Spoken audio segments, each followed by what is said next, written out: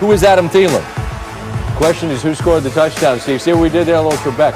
And what a grab this is. One-handed and spins it on the way down.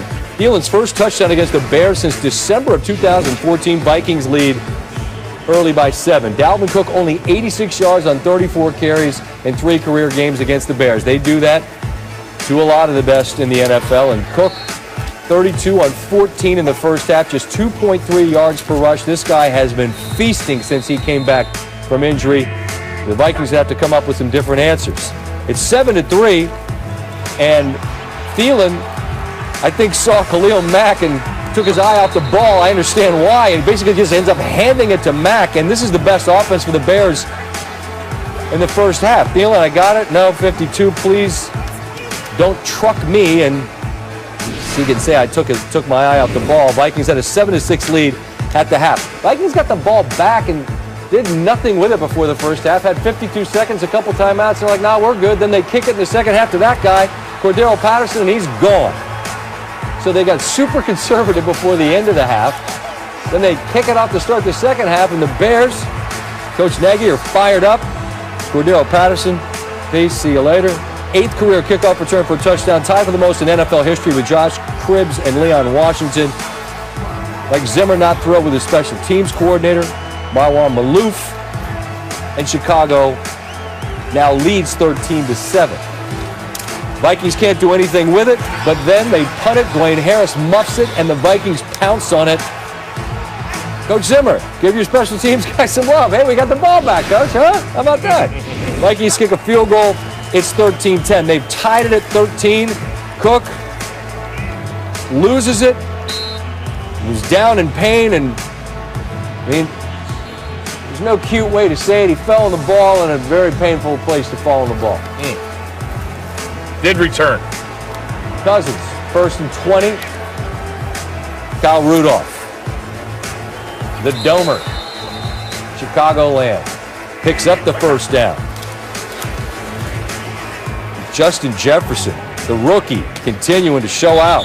His 4th game with 100 or more receiving yards, tying Randy Moss for the most by a Vikings rookie. But down there close, 3rd and 4. Who is it? It's Thielen. Again, he's got 9 touchdowns. He's tied for the lead among all NFL receivers. They missed the extra point, though, so the Bears are still kind of hanging around.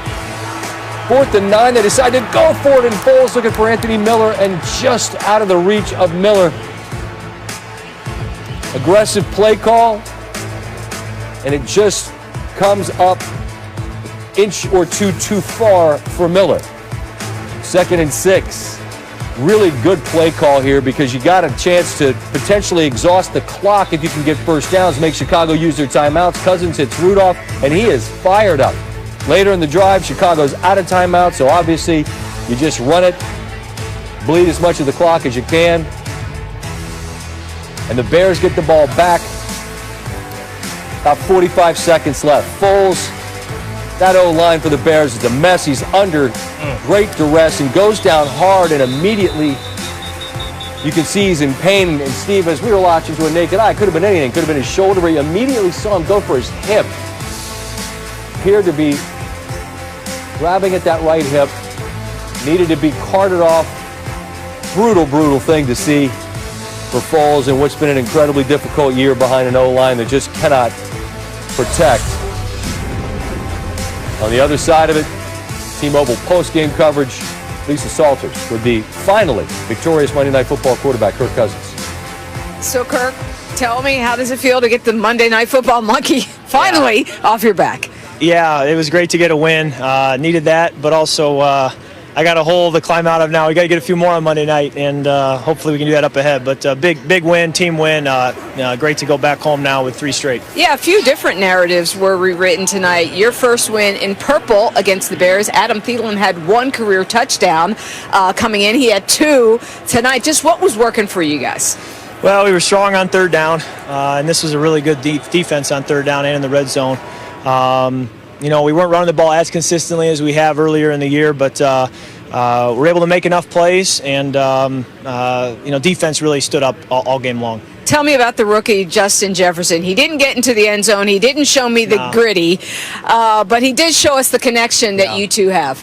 Yeah, he's the real deal, and we're lucky to have him. He and Adam make a great 1-2 punch in the pass game, and I could go on for days about Conklin, the way he stepped up with Irv Smith being out. Kyle Rudolph was his usual self, and Chad Beebe did a phenomenal job in the pass game as well. And Gary called a great game. Gary, against a really good defense, kind of was able to help us get the ball out of our hand and not give that pass rush too many chances to get back at us. You had 36 pass attempts tonight. 34 in the last 2 games combined.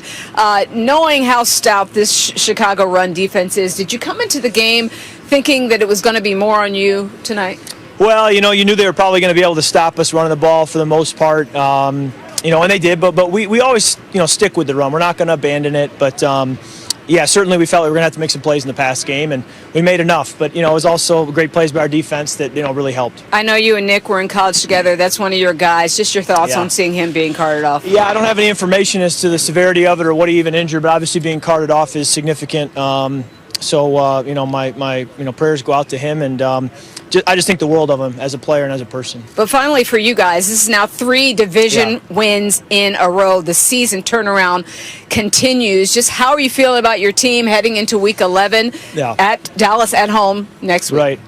Yeah, a lot of football ahead. At the bye week, when we were 1-5, we knew we had 10 games left, and those 10 games are going to write the story. And we dug ourselves a hole, but we slowly climbed out of it these last 3 weeks, and hopefully we can continue to do that in the weeks ahead. Thanks, Kirk. Congratulations. All right, good to see you.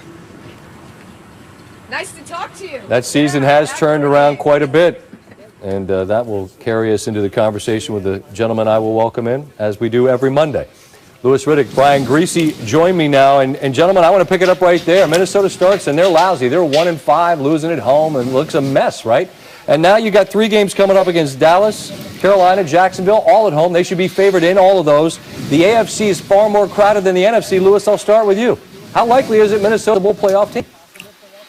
Well, as long as they win the games that they're technically supposed to win and continue to play to this formula, which is run the football if you can, protect the football at all costs, be good on third down, be good in the red area. Those are the things that they did tonight. That's what contributed to a win. If they can do those things, that'll win you a lot of games in the NFL, Scotty. So I think if they can continue to be that type of football team, then they have as good a shot as anyone. I think the most encouraging thing to come out of tonight was they didn't have their fastball. They didn't have the running game as they've had it in the past 2 games with Dalvin Cook, and they still found a way to win. And I think after those 3 weeks, let's say they do win the games they're supposed to win, they'd be 7-5. And then they play the Bucs and the Saints in a course of 3 weeks, right? They're gonna, if they get to the playoffs, they're gonna earn it. Fair enough, and they should. You shouldn't. It's not given anybody in the NFL, as you gentlemen well know.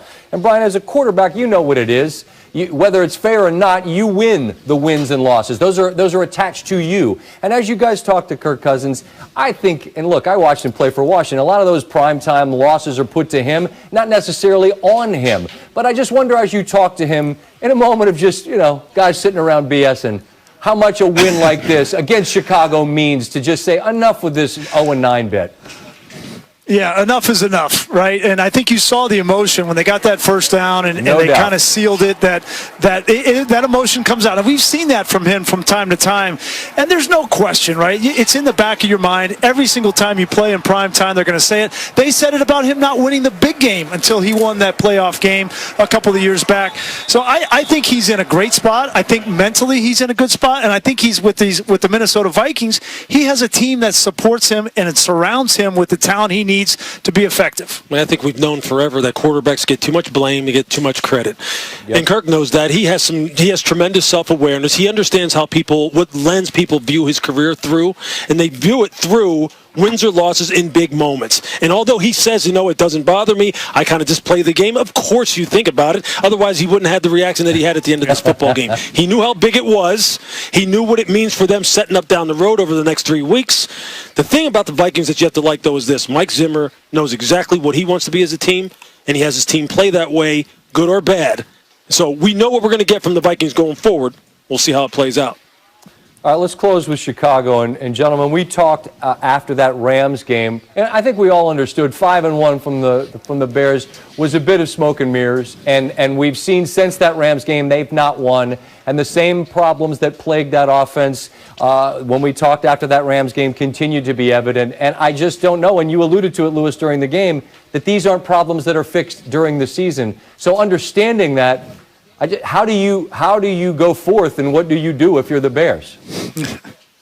Look, it's going to start with Matt Nagy, the head coach. He's going to have to somehow find a way to keep his players engaged on the defensive side in particular, and find a way to continue to grind on offense and try to find solutions that allow them to have chances to win football games. As bad as their output was tonight, they had a chance to win this football game if Nick Foles hits Anthony Miller down the middle of the football field. And if they throw that and they win this football game, we're going, man, that's an ugly win. But you know what? Wins are wins, right? So, but it's hard to pick your football team off with losing a game like this when you meet with them on Tuesday tomorrow and go, or Wednesday, since this is a short week for them, and get them ready to go once again. That's tough. That calls on your professionalism, and hopefully they have enough of them in that locker room to keep them going. They had 2 turnovers in the game. They returned a kick for a touchdown. They completely dominated special teams and on defense, and they still didn't win. I mean, there is no coming back from this. The Bears, after losing 4 straight, this is going to be a brutal 2 weeks for Matt Nagy and this team, and it's not going to get any easier. Coming out of the bye, they got to play the Packers in Lambeau. This is not going to be pretty. Well, it's tough, but I mean, this is the reality. You guys have lived it. You know the highs and the lows of the NFL. We're looking forward to next week, a really good game between the Rams and the Buccaneers. Travel well, stay safe, and we'll talk to you next week from Tampa. All right, fellas? Scotty, kudos to you. You know, a week in Augusta, and right there Monday, you're right back at it, pal.